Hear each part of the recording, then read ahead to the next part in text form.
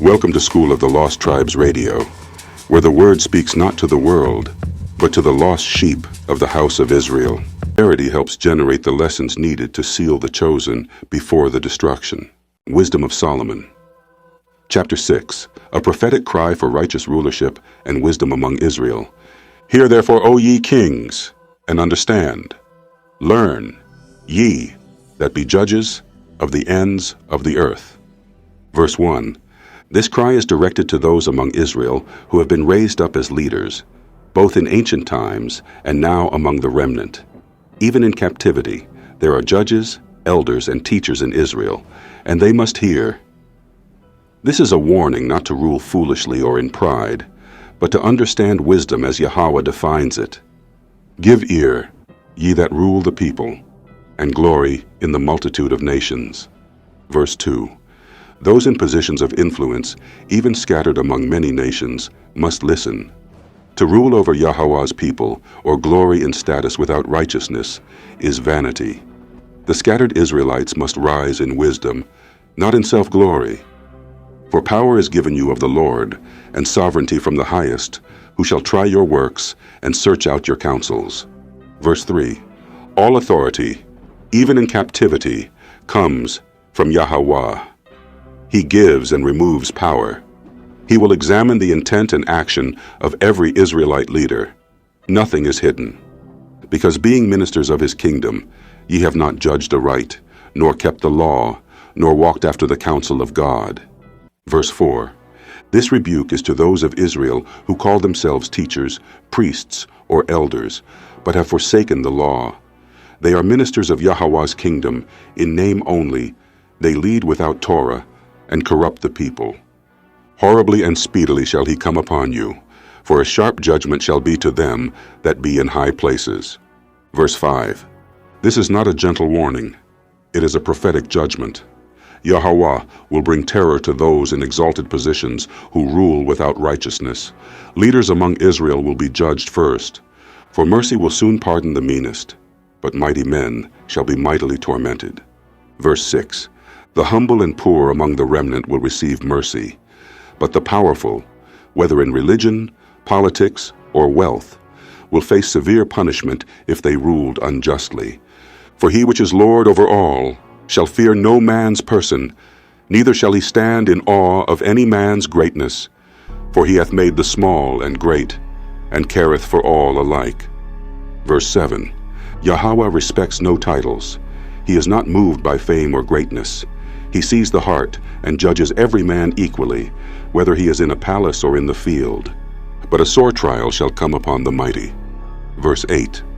This verse confirms again, the trial will be harsher for those in power. Leadership is not an escape. It brings greater responsibility and greater judgment. Unto you, therefore, O kings, do I speak, that ye may learn wisdom, and not fall away. Verse 9. Wisdom is the antidote. Yahweh pleads with the rulers of Israel to seek wisdom so they may avoid destruction. The remnant must not fall into the sins of false shepherds. For they that keep holiness holily shall be judged holy, and they that have learned such things shall find what to answer. Verse 10. If Israel walks in true holiness, not just in words, but in obedience, they will be judged as righteous. Those who truly learn the truth will not be ashamed when questioned in judgment. Wherefore set your affection upon my words, desire them, and ye shall be instructed. Verse 11. Wisdom must be desired above status, riches, or influence. Only then will instruction come. The scattered tribes must return to the word. Wisdom is glorious, and never fadeth away. Yea, she is easily seen of them that love her, and found of such as seek her. Verse 12. Wisdom is eternal and radiant. For those Israelites who seek her in truth, she reveals herself. It is not hidden to those who sincerely desire to walk upright. She preventeth them that desire her, in making herself first known unto them. Verse 13. Wisdom goes before those who long for her. She introduces herself to the hearts that are turned toward righteousness. Whoso seeketh her early shall have no great travail, for he shall find her sitting at his doors. Verse 14. The earlier one seeks wisdom, the easier the journey. She is close to those in Israel who pursue her without delay. To think therefore upon her is perfection of wisdom, and whoso watcheth for her shall quickly be without care. Verse 15. Meditating on wisdom is the beginning of perfection. When the scattered Israelites make her their focus, the burdens of confusion and fear begin to fall away. For she goeth about seeking such as are worthy of her, showeth herself favorably unto them in the ways, and meeteth them in every thought. Verse 16. Wisdom is not passive. She is active, pursuing those in Israel who are worthy. She dwells in the thoughts of the righteous. For the very true beginning of her is the desire of discipline, and the care of discipline is love. Verse 17. Discipline births wisdom, and discipline itself is born from love.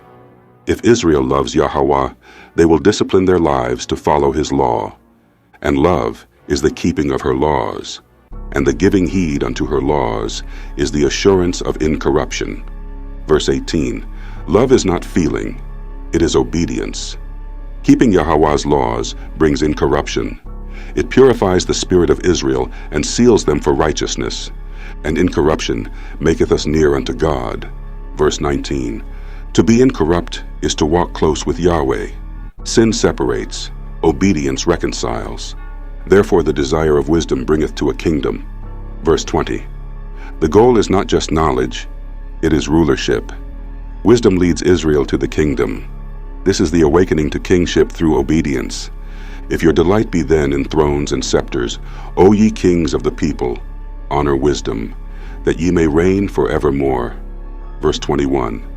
If the scattered tribes desire true dominion, they must honor wisdom, not carnal dominion, but righteous rulership under Yahweh Shai. As for wisdom, what she is, and how she came up, I will tell you, and will not hide mysteries from you, but will seek her out from the beginning of her nativity, and bring the knowledge of her into light, and will not pass over the truth. Verse 22. Nothing is hidden. The mysteries of wisdom are for Israel to understand. The knowledge of truth is being restored in these last days. Neither will I go with consuming envy, for such a man shall have no fellowship with wisdom. Verse 23. Envy corrupts the spirit and blocks wisdom. The remnant must purge envy from their minds to walk in light. But the multitude of the wise is the welfare of the world, and a wise king is the upholding of the people. Verse 24. Wisdom among Israel restores order to the world. A wise ruler uplifts his people. When Israel returns to wisdom, the earth itself benefits. Receive therefore instruction through my words, and it shall do you good. Verse 25. This is the call. Israel must receive the instruction, not with pride or delay, but in truth and humility. It will restore them. Conclusion. Rise, O rulers of the scattered house of Israel.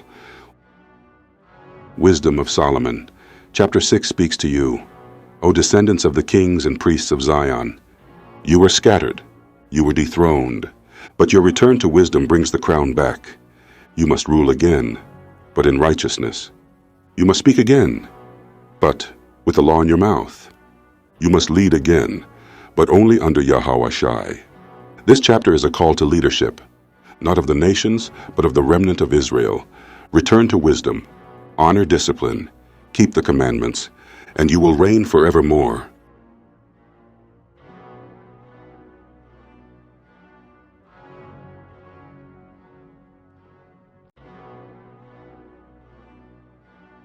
Message to disciples and future kings. Rule under the supreme king. Hear this, you who desire rulership, you who dream of kingdoms, thrones, and scepters. Listen to me. I am Yahweh, and I give power. I give sovereignty, but I also examine your works and test your thoughts. If you wish to rule, you must first learn how to submit to my rule. Your throne is not your own. It is under me. Many of you seek greatness, but few seek wisdom.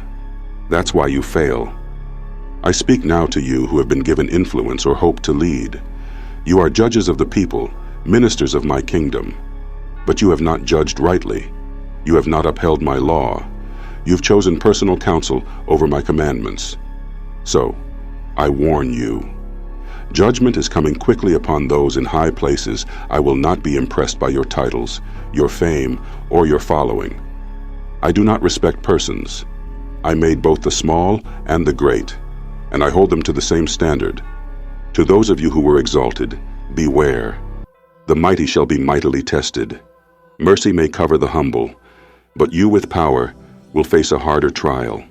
That's why I speak now, to give you a chance. Learn wisdom. Learn to reign rightly before it's too late. If you love thrones and power, first love wisdom. Seek her early. She does not hide from the righteous. She makes herself known to those who desire her, but she avoids the proud, the careless, and the unteachable. Wisdom is not just knowing facts. It starts with discipline. The one who loves discipline shows love to me. Loving me means keeping my laws, and obedience to my laws leads to incorruption, freedom from decay, destruction, and shame. That incorruption brings you near to me. That nearness brings you to true kingship. So if you desire to reign forever, honor wisdom. Rule yourself before you rule others. Don't think you can skip instruction and still lead in my kingdom. The kings I raise up are not just warriors. They are wise. They are lawful. They are righteous. The world doesn't need more arrogant rulers. The world needs kings who reflect my character. That is why I call you to this. Set your heart on my words. Desire my wisdom more than titles. Desire my instruction more than applause. If you do this, your reign will be sure. This is your training ground. Learn to judge rightly now, so you can rule justly later. This is your calling. Be a king under the Supreme King, my Son, the Messiah. Serve me well, and you will reign forever. Fail to listen, and even your throne will be shaken.